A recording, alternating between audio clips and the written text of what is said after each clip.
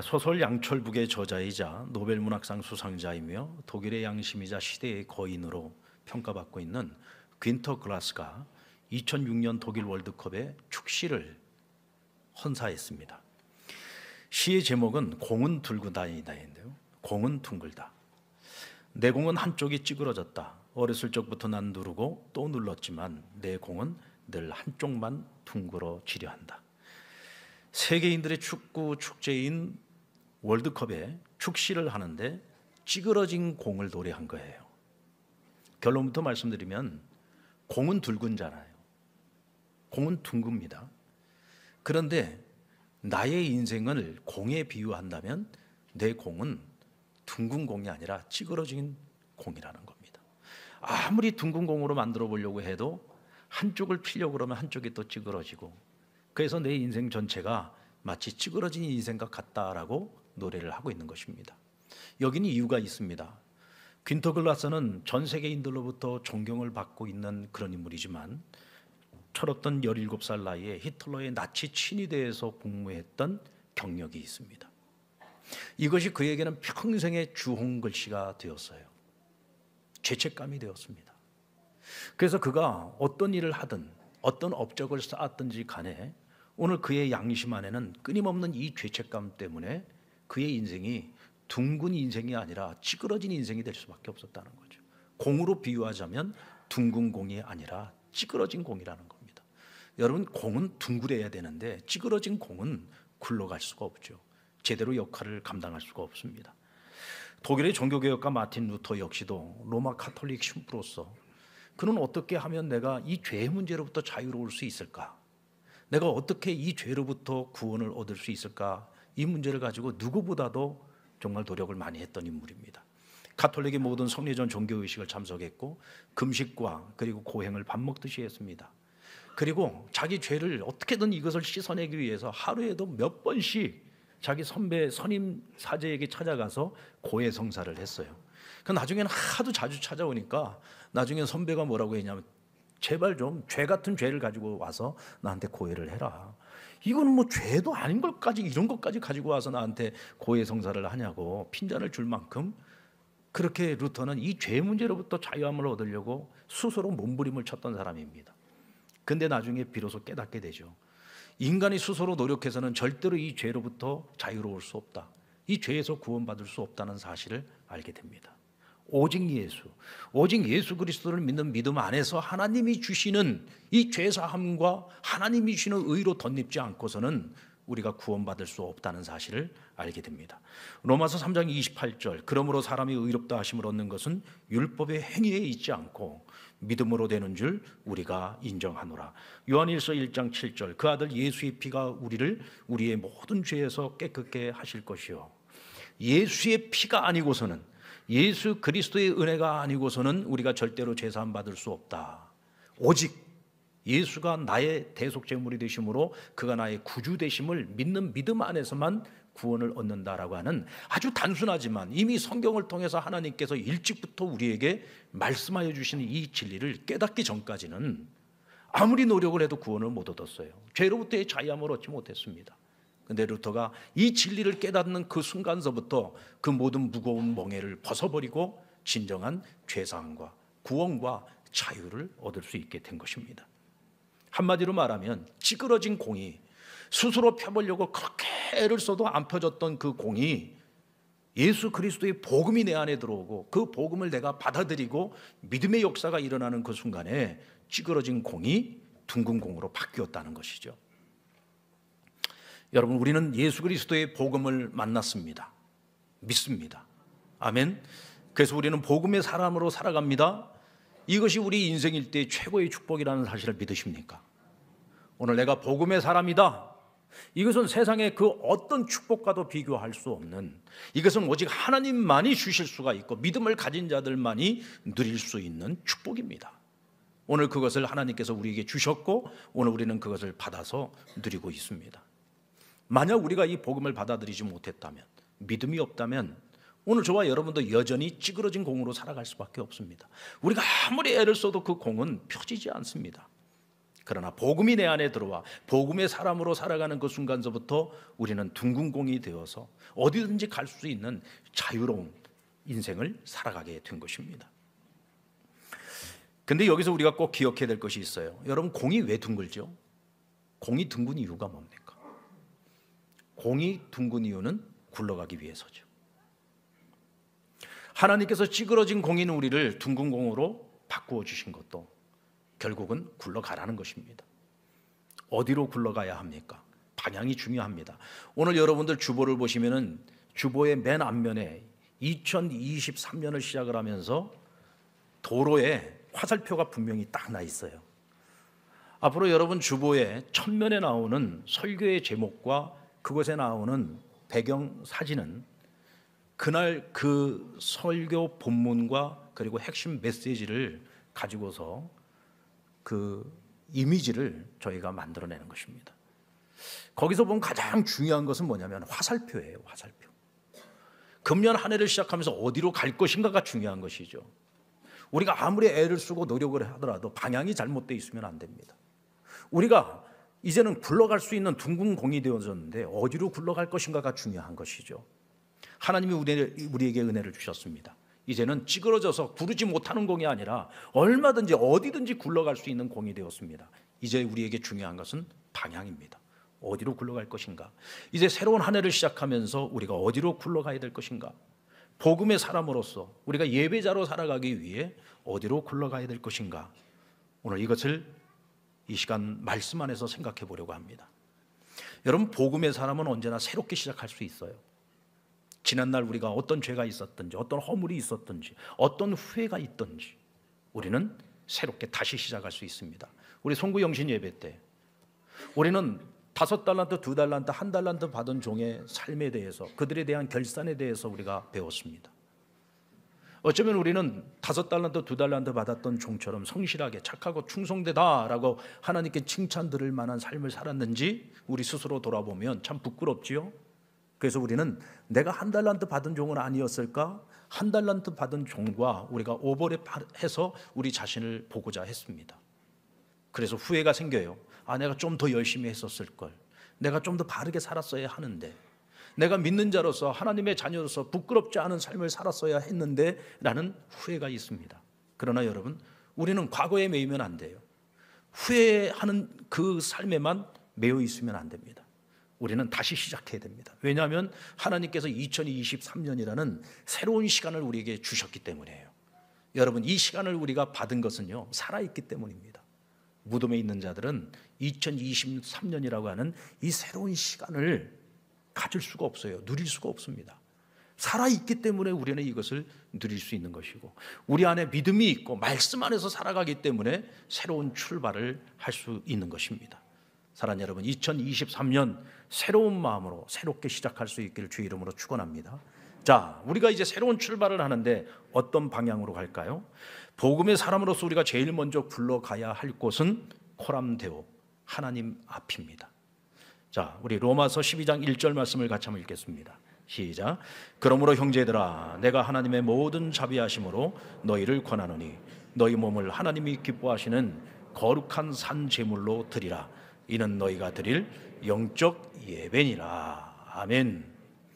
찌그러진 인생을 둥근 인생으로 바꾸어 주셔서 우리가 어디든지 굴러갈 수 있습니다. 언제든지 새롭게 시작할 수 있습니다. 이제 우리가 제일 먼저 해야 할 일은 무엇인가? 영적 예배를 회복하라는 것입니다. 영적 예배를 회복하라. 하나님 앞에 모여서 하나님 앞으로 나와서 하나님 앞에 온전한 예배를 드리라는 것입니다. 그런데 오늘 여기서 주목해야 될 말씀은 너희 몸을 드리라고 했어요. 산 제물로 드리라고 했습니다. 여러분, 기독교 이단 가운데 영지주의라고 하는 이단이 있었습니다. 이 영지주의는 영과 육을 분리해요. 사람이란 존재가 있는데 이 사람은 영과 육으로 이루어져 있다. 그런데 육은 부정한 것이고 영은 거룩하고 깨끗하고 정결한 것이다. 그러다 보니까 이 사람들은 예수 그리스도를 구주로 받아들이고 영접함에 있어서도 예수님의 인성, 사람으로서의 예수님을 인정하지 않습니다. 왜냐하면 육체는 부정한 것이기 때문에. 그래서 영으로 오신 하나님의 아들이신 예수 그리스도의 신성만을 인정하는 사람들이었어요. 그러다 보니까 그들은 자신들의 영혼을 갈무리하는 데는 굉장히 애를 쓰고 노력을 했지만 육체로 살아가는 삶은 전혀 갈무리하지 않았습니다.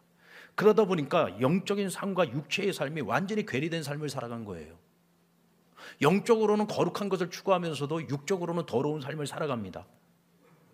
그러면서도 그것을 합리화하는 것이 영지주의였어요. 그러다 보니까 이상한 이단이 되어버리고 말았던 것이죠. 여러분, 성경은 절대로 사람을 영과 육으로 나누지 않습니다. 전인적인 존재인 거죠. 영과 육은 하나입니다. 내 영이 거룩하면 내 육체도 거룩한 것입니다. 내 영이 정결한 삶을 사모하고 있다고 한다면 내 육체도 정결한 삶을 살아가야 하는 것입니다. 아멘입니까? 우리가 하나님 앞에 예배를 드린다. 내가 영으로 예배를 드린다. 여러분, 영으로만 예배를 어떻게 드리겠습니까? 어떻게 내가 내 마음으로만 하나님께 찬양과 경배를 드릴 수가 있겠습니까? 하나님께서 원하시는 예배는 우리의 몸과 마음과 영혼을 다하여 드리는 예배예요. 한마디로 말해서 몸으로 드리는 예배를 하나님은 기뻐 받으십니다. 아멘입니까? 내 몸이 지금 여기 와 있다라고 하는 것은 여러분들의 마음과 정신도 지금 여기 같이 와 있는 거예요. 하나님께서는 함께 모이기를 원하십니다. 시편 50편 5절 말씀, 이르시되 나의 성도들 내 앞에 모으라.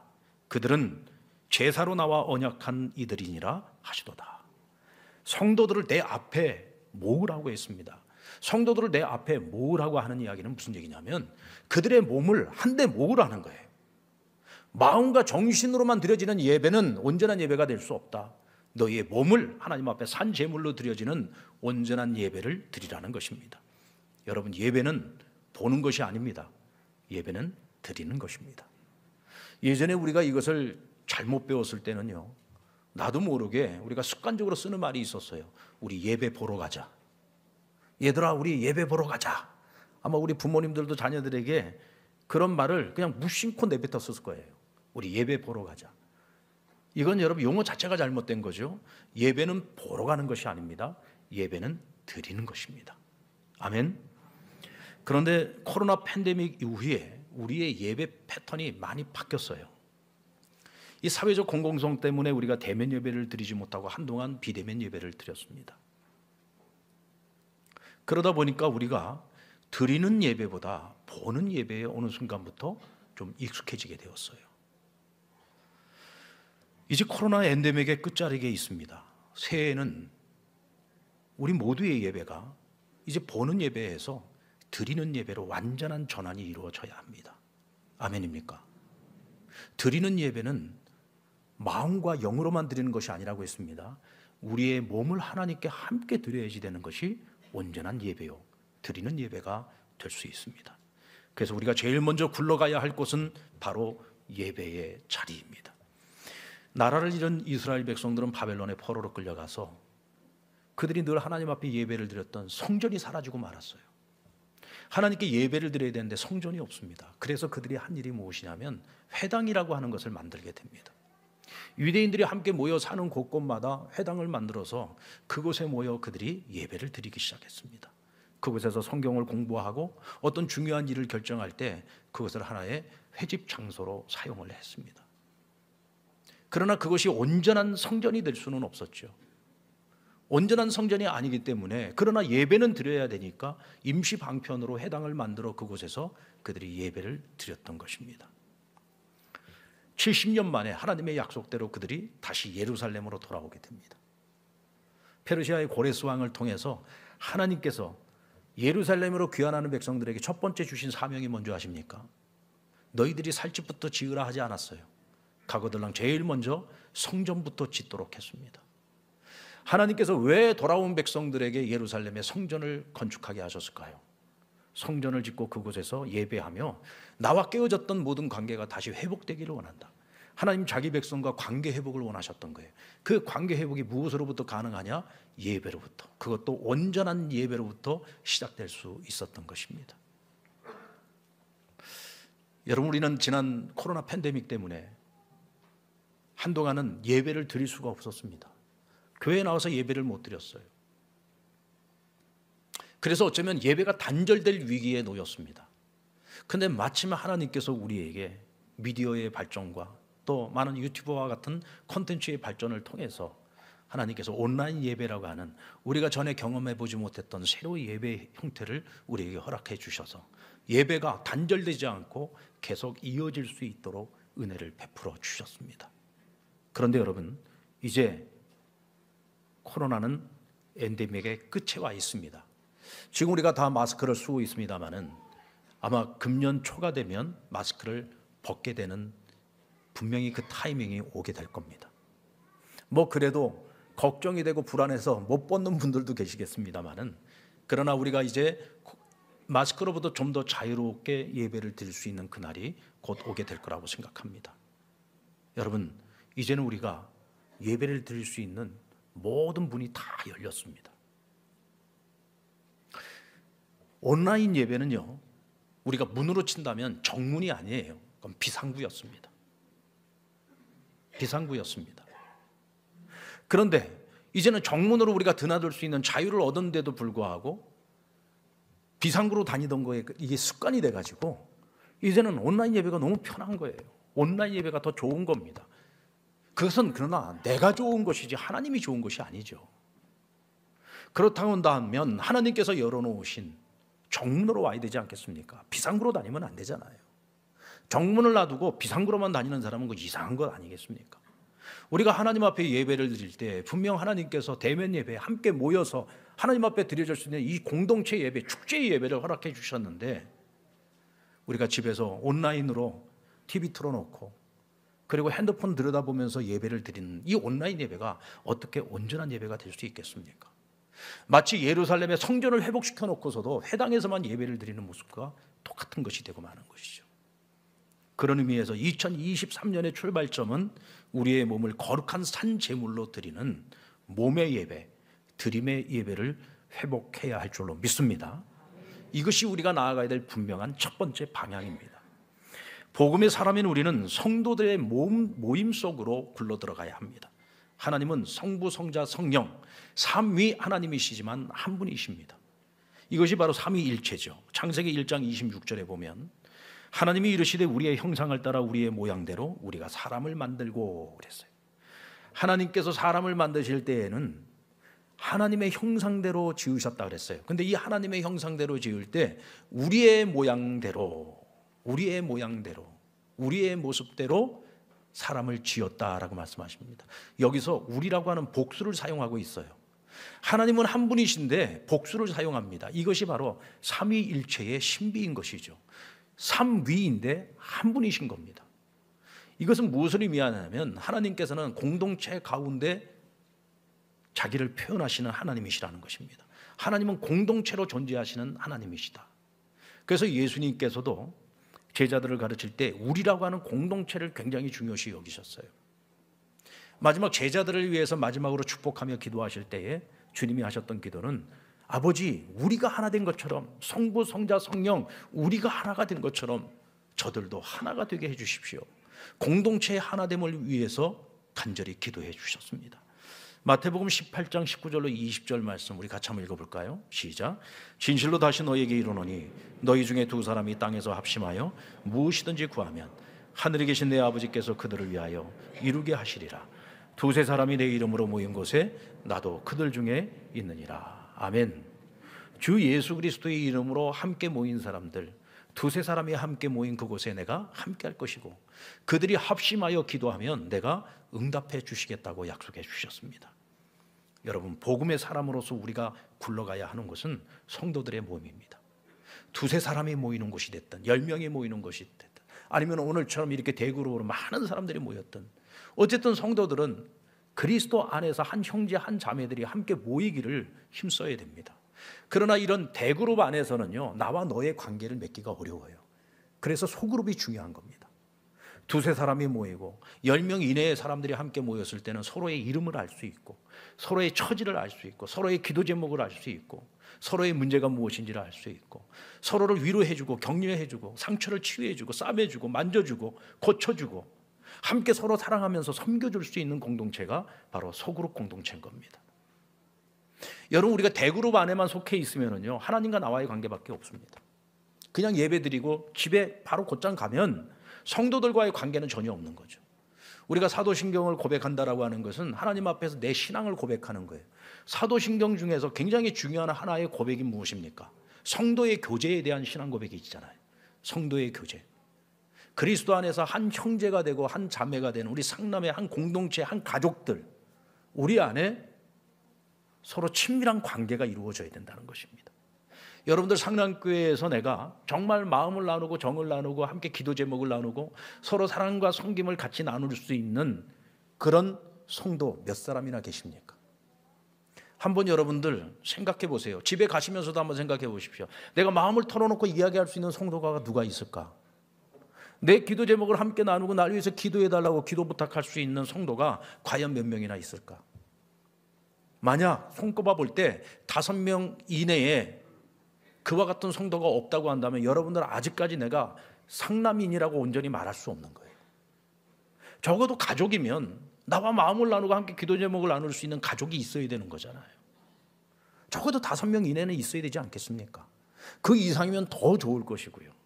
할렐루야. 며칠 전에 저희 교회 등록하신 지 1년 7개월 된 성도님을 신방을 하게 됐습니다. 이분이 지금 저희 교회에 잘 정착하고요. 또 벌써 섬김의 자리에 서 계세요. 제 눈에 계속 제 안테나에 계속 들어오시는 분이라서 참 궁금했어요. 어떻게 저분이 저렇게 신앙생활을 빨리 교회 안에 잘 정착을 하고 저렇게 열심히 신앙생활을 하실까 궁금했습니다. 이분이 이런 말씀을 하세요. 제가 상남교회에서 잘 정착하고 재미있게 신앙생활을 하게 된 이유에 대해서 말씀을 하시는데 그 첫 번째가 뭐냐? 바나바를 잘 만났대요. 좋은 바나바를 만난 겁니다. 그러니까 주일날 교회에 오면은요, 바나바가 딱 기다리고 있다가 만나니까 교회에 오면 낯설지를 않은 거예요. 낯설지를 않아요. 바나바가 교회 곳곳을 데리고 다니면서 교회의 장소, 이런 장소가 있고 저런 장소가 있고 또 교인들을 만나면은 목사님들을 만나거나 장로님들을 만나거나 집사님들 만나거나 그럴 때마다 이분이 누구라고 참 좋은 분이라고 사람들을 소개를 해주는 겁니다. 그러면서 교회가 낯설지를 않아요. 금방 교회가 이제는 내 교회 같다는 생각이 들고 빨리 정착이 되는 겁니다. 바나바를 잘 만나야 됩니다. 우리 상남의 바나바들이요, 바나바 역할 제대로 하십시오. 우리가 이런 말 들어야 되지 않겠습니까? 좋은 바나바 만났다고. 바나바를 세워놨는데 바나바가 누군지도 몰라. 이거 정말 부끄러운 일 아니겠습니까? 좋은 바나바를 만나서 내가 상남교회에 정착하는데 너무너무 도움을 많이 받았습니다. 그리고 또 하나는